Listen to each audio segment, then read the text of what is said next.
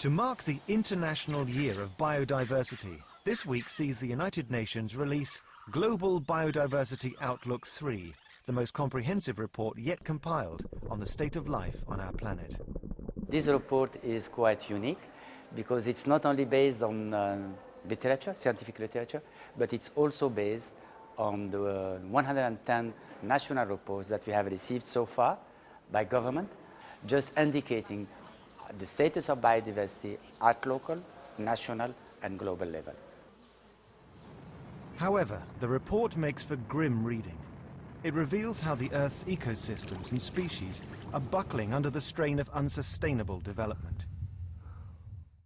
Based on data supplied by both the scientific community as well as directly from national governments, the report reveals that the target agreed at the 2002 World Summit on Sustainable Development to achieve by 2010 a significant reduction in the current rate of biodiversity loss has not been met. Indeed, not a single government claims to have reached their 2010 biodiversity target. Our lives depend on biological diversity.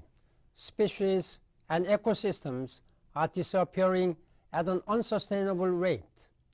We humans are the cause. Without biodiversity, there would be no life on planet Earth, and biodiversity is dependent on species. Without species, we cannot have the ecosystems that we have become accustomed to, and also the services and the goods that we derive from ecosystems. Most endangered of all ocean ecosystems are the warm water reef-building corals. Faced by the double whammy of rising sea temperatures and ocean acidification, they are undergoing the most rapid deterioration. The proportion of reefs with at least 50% living coral cover declined from nearly 66% in the early 1980s to just 4% in 2004, indicating a long-term shift to a less productive system. Overexploitation and destructive fishing practices are at the heart of the threats being imposed on the world's ocean food webs. About 80% of the world fish stocks for which assessment information is available are fully exploited or overexploited. Land-based species and ecosystems fare little better in the report.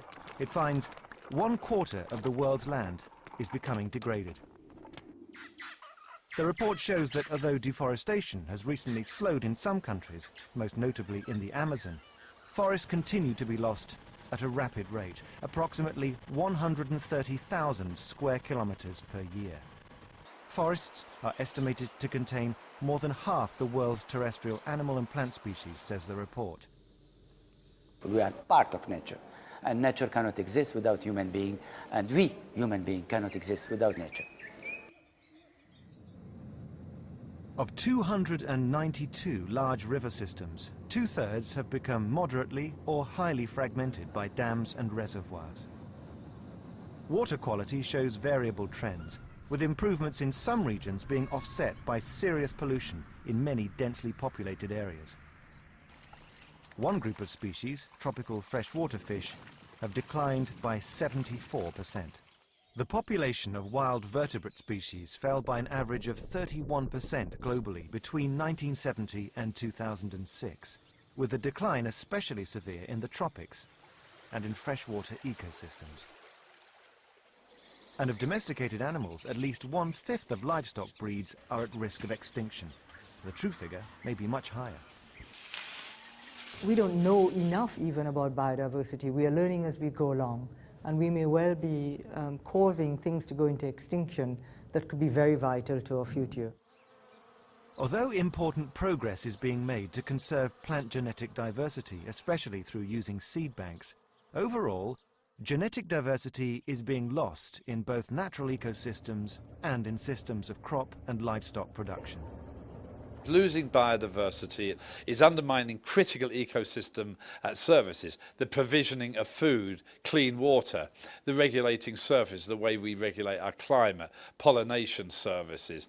There's cultural importance of biodiversity and the economic value.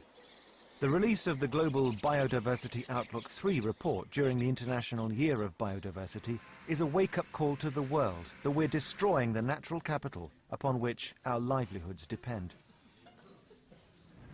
However, the report emphasizes that although the outlook is bleak, it's not too late to do something about it. Mathematical models and our observations and our experiments show that we're not necessarily doomed, but it does show that if we don't do something now, we will be in big trouble. The report demonstrates that actions taken now can make a difference for the future, both for species and for ecosystems. The report concludes, if we fail to use this opportunity, many ecosystems on the planet and our place within them will move into unknown territory. This unique document will be submitted to the New York Biodiversity Summit as well as to the Nagoya Biodiversity Summit so as to allow the leaders of the world to contribute in shaping the 2050 vision on biodiversity and the 2020 mission on biodiversity with the full and active engagement of all stakeholders for the benefit of the children of the world.